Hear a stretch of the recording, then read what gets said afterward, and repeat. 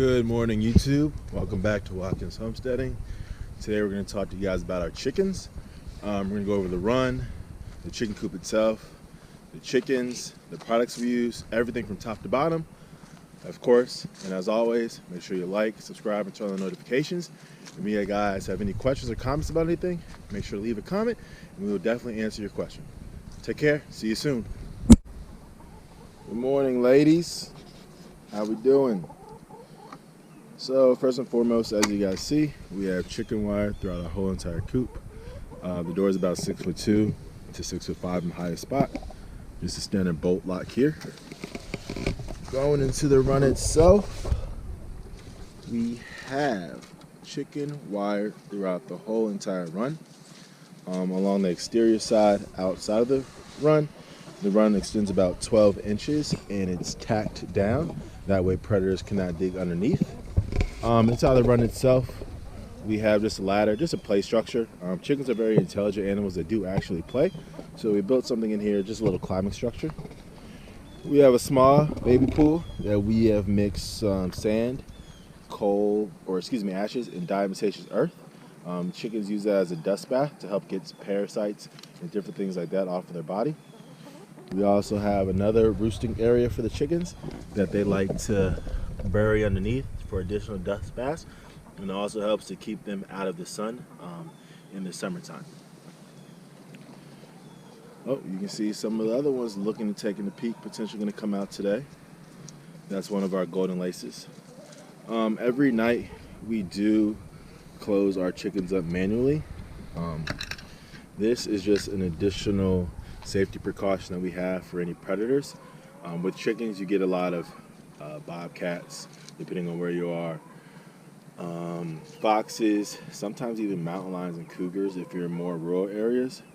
Around us, we get a lot of foxes, possums, sometimes raccoons, but then black snakes definitely are big egg hunters. So we do everything within our power to try to keep the ladies as safe as possible in the evening time. So looking at the waterer, they have a 5-gallon galvanized steel waterer. So the way it works is you fill it up with water, and then as the level in the pan goes down, it slowly starts to refill itself. It also has a heater on the bottom to help keep it from freezing. We've had some cold temperatures lately, so you just want to make sure they have a good fresh source of water that is not frozen. So guys, our coop design is pretty simple. We just have a standard, really basic chicken coop. We have 2 window flaps on it to help in the summertime to bring in some additional ventilation to the coop. This also just helps circulate air and help keep the chickens a little bit cooler. In the cooler months, we like to keep them closed to help hold in the heat. I have a standard 1-gallon waterer, which is empty, which we always keep in the coop year round. We actually have to fill this up today. Outside the coop, I have just like a trash grabber. This helps me get to some of the eggs that are deeper and further back in the coop. Our coop doesn't have a door where I can just lift it up directly and grab the eggs out. So sometimes I need assistance from this little tool that I have to climb all the way to the coop. This is a small shovel. It's easier to use than a full-size shovel. It's easier just to maneuver to help grab some of the poop and other things that chickens like to leave you as presents.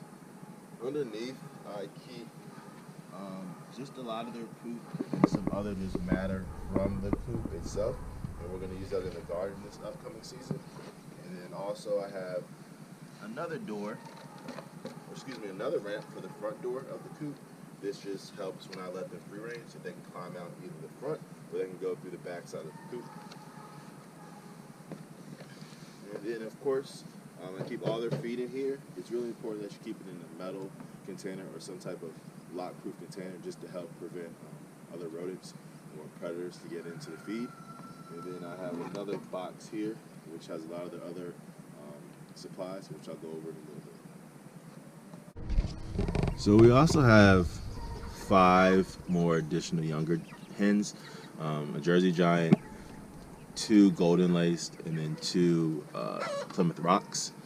They are still very young and they're learning their place within the flock. Chickens can be extremely territorial, so these ladies are finding their place within the pecking order, but we're having a pretty easy transition with it, and I'm thankful for that. So as you can see, we have the roosting posts in the back. We have four nesting boxes. As I showed you earlier, my coop does not have an additional door to the nesting box areas, which is why I have to use a trash grabber to help me get eggs, like that one in the very back corner. I'm not too sure if you can see it. And then I have 5 right here, ready to go this morning as well. So they've been doing their job. This is a standard 1-gallon feeder. This will last me usually about 2 days with 10 chickens, and I'll show you exactly how I fill it up and what food goes into it. And then this is also the station where the waterer will go. And here comes in another chicken.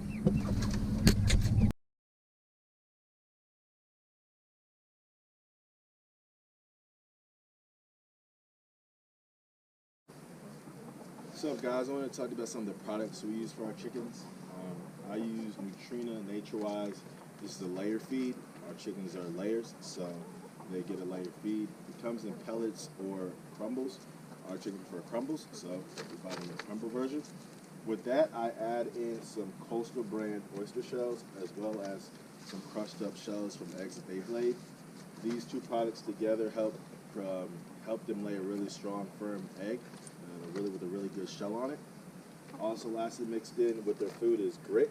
Grit helps push the food down that they've eaten and helps digest it in their stomach. So these 4 products mixed in together is what they get every single day in their food. Every single day as a snack and as scratch, they get some 5-gram premium scratch mixed in with mealworms, which they love.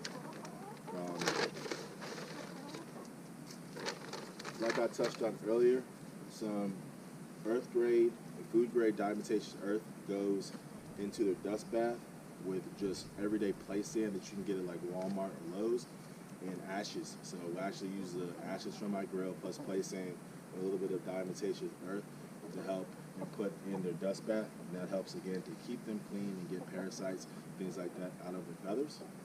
Last but not least, I like to add some vitamins and electrolytes to their water. This makes 1 gallon, so I use this with their interior waterer. So every time I refill their waterer, I add a 1-gallon mixture to help give them some additional vitamins and electrolytes. So yeah, all the products that we use here will be located below in the description, with places that you can pick them up, maybe locally at a store near you. But if you guys again have any questions about anything that we feed our birds or any products, things like that, or suggestions, make sure to just leave a comment below. Thank you.